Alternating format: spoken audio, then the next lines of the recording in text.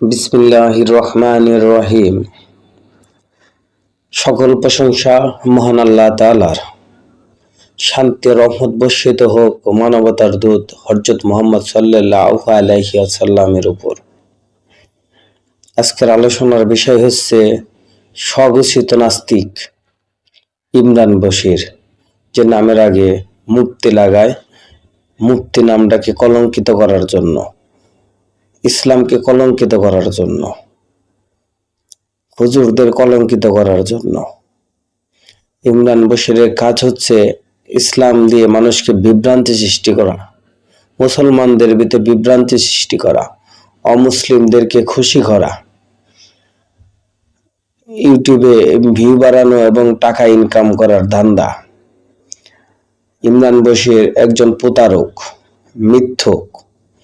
ইমরান বশির যতগুলি দলিল দিবে আপনারা দেখবেন তার আগে পিছে কি বলা হয়েছে, কোন পরিস্থিতিতে বলা হয়েছে, কিসের কারণে বলা হয়েছে, সবকিছুতে তিনি মিথ্যার আশ্রয় নেবে।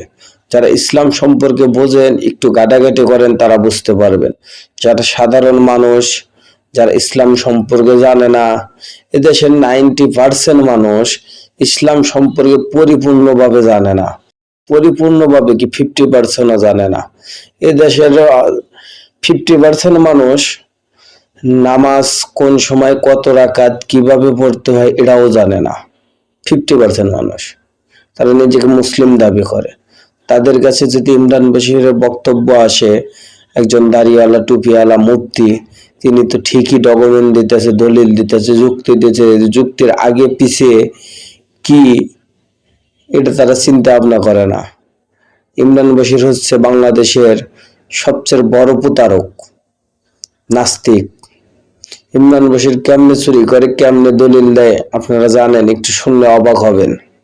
যেমন আমি যদি বলি কোরআন তেলাওয়াত দ্বারা পড়া সুন্নত, এটা কোরআন তেলাওয়াত দ্বারা পড়তে হবে, এটা ফরজ, আপনারা আমার দলিল উল্টে দিতে পারবেন না। কারণ আমরা সালাতে কোরআন তেলাওয়াত করি দাঁড়িয়ে, তা আমরা কেন বসে কোরআন তেলাওয়াত করব?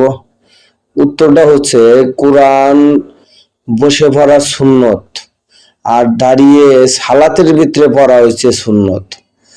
কারণ রাসূলুল্লাহ সাল্লাল্লাহু আলাইহি সাল্লাম দাঁড়িয়ে কোরআন তেলাওয়াত করতেন সালাতে, ওই সময়ের জন্য কোরআন দাঁড়িয়ে পড়া সুন্নত। আমি যদি ওটা সব জায়গায় ব্যবহার করি, তাহলে কি ওটা সব সময়ের জন্য প্রযোজ্য হবে? আমি একটা কোম্পানিতে জব করি, কোম্পানির ভিতরে যে জায়গা যেভাবে কোম্পানির রুলস দিয়েছে আমার ওই জায়গা ওইভাবে পালন করতে হবে। ওই রুলস কি আমি সব জায়গায় প্রয়োগ করতে পারবো? অসম্ভব, কখনো না। ইমরান বশিরের কাজ হচ্ছে সাধারণ মানুষকে এভাবে ধোঁকা দেওয়া।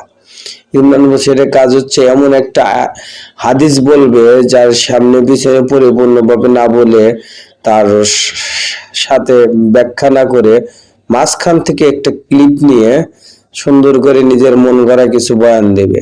কোরআনের আয়াত সম্পূর্ণ আয়াত না পড়ে আরবিতে পড়ে, কিন্তু বাংলায় সম্পূর্ণ উদাহরণ অনুবাদ সে করে না।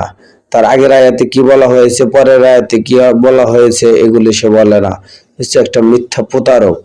আশা করি সামনে ইমরান বশিরকে নিয়ে নতুন নতুন ডকুমেন্ট পাবেন।